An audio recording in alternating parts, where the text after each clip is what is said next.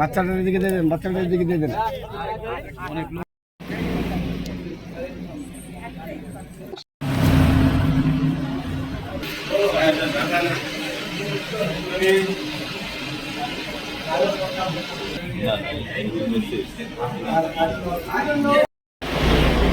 একজন গার্ড একদম দুইজনকে গার্ড দায়িত্ব দিবেন, আমাকে নাম বলবেন, দুইজন গার্ড কনস্ট্যান্ট দায়িত্ব।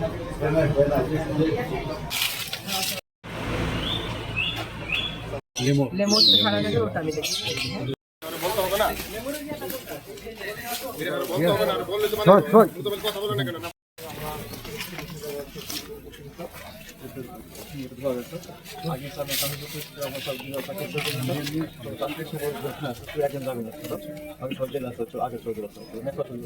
ওদের নামগুলো আমাকে দেবেন।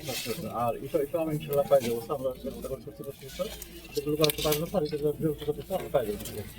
মামলাটা কয়দিন পরে হয়েছিল? মামলা স্বাগত পরশুদিন হয়েছে।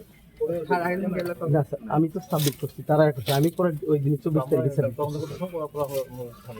24 তারিখে মামলা সাবমিট করলে পরশুদিন মামলা হলে না আপনি উদ্ধার করার চেষ্টা করছেন, ঠিক আছে। আমরা একটা পাখি যদি কেউ নিয়ে যায়, পাখি তো দেখতে আমরা সঙ্গে সঙ্গে কাজ করছি স্যার, সঙ্গে এখানে কাজ করছিলাম। আপনি আমার সাথে কথা বলুন। কিছু অঘটন ঘটেছে, সেগুলো কেন ঘটছে এই কারণগুলো বুঝতে হচ্ছে, কতটা প্রতিহত করতে পারবো আমরা সেই কারণগুলো বুঝতে।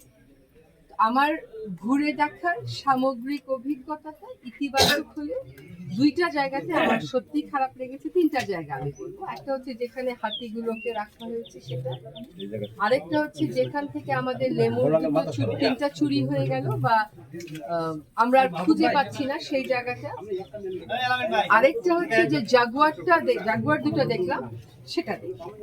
সেখানে আমার মনে হয়েছে যে একটা সাফারি পার্কে যারা আসবে তারা প্রাণীকে দেখে প্রাণীকে ভালোবাসবে, এই ভালোবাসাটা জাগাবার জন্যই সাফারি পার্কের আয়োজন। তারা তো চিড়িয়াখানার পরে আর সাফারি পার্কের তো প্রয়োজন ছিল না।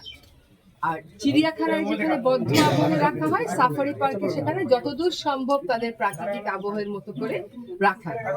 তো আমার মনে হচ্ছে হাতির ক্ষেত্রে, লেমুরের ক্ষেত্রে আর জাগুয়ারের ক্ষেত্রে আমরা সেরকম আবহটা দেখি।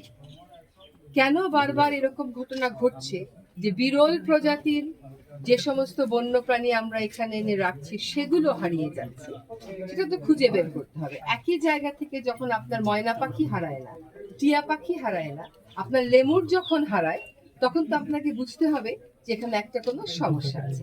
তো সেই সমস্যাটা আজকে আমি চিহ্নিত করব। আমার বন বিভাগের যারা বন্যপ্রাণী রক্ষণাবেক্ষণের দায়িত্বে আছেন তাদের সাথে কথা বলে, আপনাদের মধ্যেও কারো কারোর সাথে কথা বলবো। আপনাদের রিপোর্টগুলো আমি পড়েছি।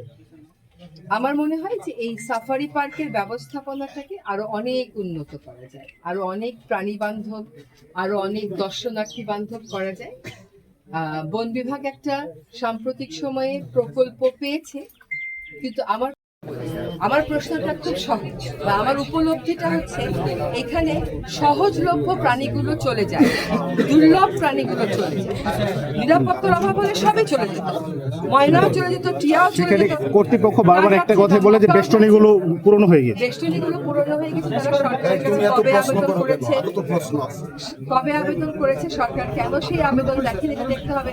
সরকারের যদি টাকা না থাকে, এখনকার যুগে কিন্তু বন্যপ্রাণী প্রেমীর সংখ্যা অনেক বেড়ে গেছে, তারা নিশ্চয়ই এগিয়ে আসবে সহায়তা করতে। এটা নিরাপত্তা ব্যবস্থার সাথে সাথে মনস্তাত্ত্বিক আমার উন্নয়ন করতে হবে। একই কর্মকর্তা 15 বছর যাবত এখানে আছে কিনা এটা আমার দেখতে হবে। এরকম ভাবে 15 বছর থাকার নিয়ম নেই। নিয়মটা হলো আপনি 3 বছর থাকবেন, তারপরে আপনার ট্রান্সফার হবে। কোনো ক্ষেত্রে হয়তো পেশাগত দক্ষতার কারণে কাউকে কিছু সময় রাখা যেতে পারে, সেটা 15 বছর কোনো।